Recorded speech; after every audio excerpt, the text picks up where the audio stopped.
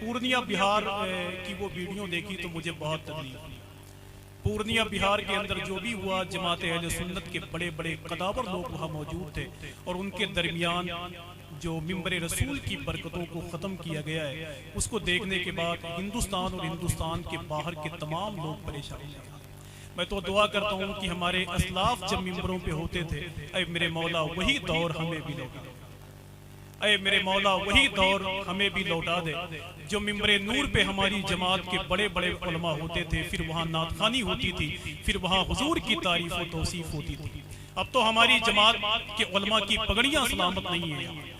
जिनकी दरसगाह में रहने वाले अल्लाह का शुक्र है बड़े बड़े खतीब बन गए, जिनके कदम की धूल उठाने वाले बड़े बड़े शायर बन गए, जिनके कुर्बे खास में उनके उगलदान को साफ करने वाले बड़े बड़े नाजिम हो गए।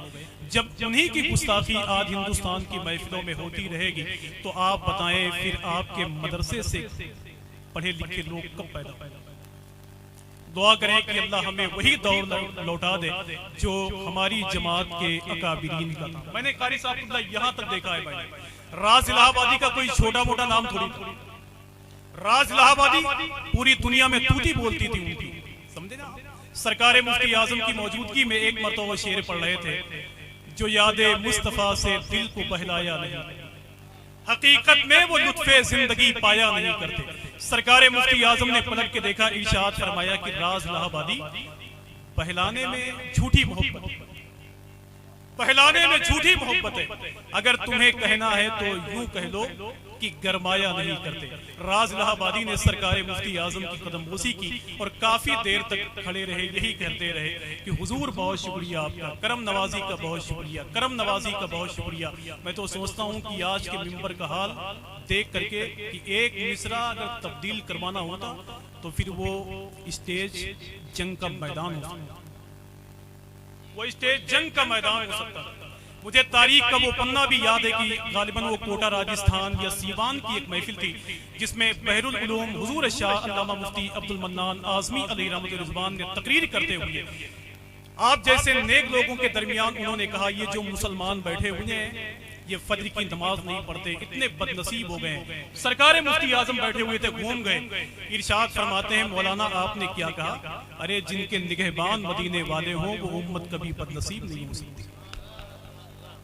तो हुजूर बहरुल उलूम ने तावील की गुंजाइश थी, मगर गुंजाइश ना निकाल करके सरकार मुफ्ती आजम के करीब आ गए और सरकार मुफ्ती आजम की कदमबोसी करने लगे। ये हमारी जमात के वो अकाबिरीन थे।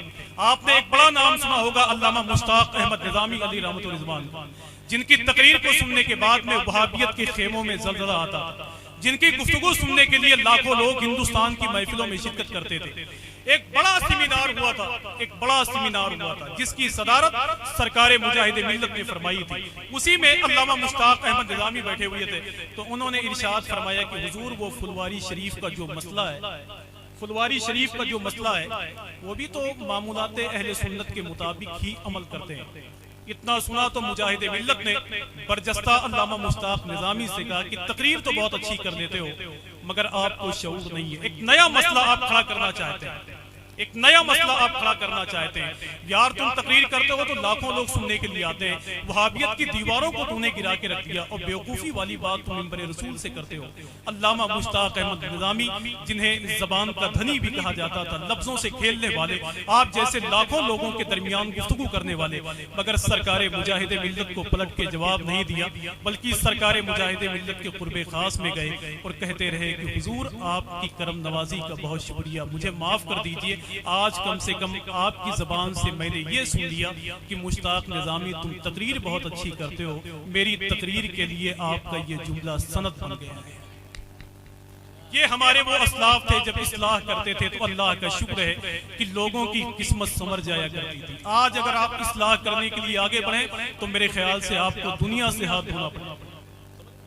कारी साहब की मौजूदगी में एक आखिरी शेर पढ़ता हूं और आपकी दुआएं चाहता हूं। जरा हाथों को उठाएं और मिलके बोले लब्बैक या रसूल अल्लाह, और मिलके बोले लब्बैक या रसूल अल्लाह। ये एक सबक मुझे याद था जो अल्लामा मुफ्ती गुलाम मुर्तजा साहब जैसे दूर अंदेश और पढ़ा लिखा दिमाग यहाँ मौजूद है। मेमारे कौम मिल्लत हुजूर शाह अल्लामा कारी जलालुद्दीन साहब बैठे हुए हैं।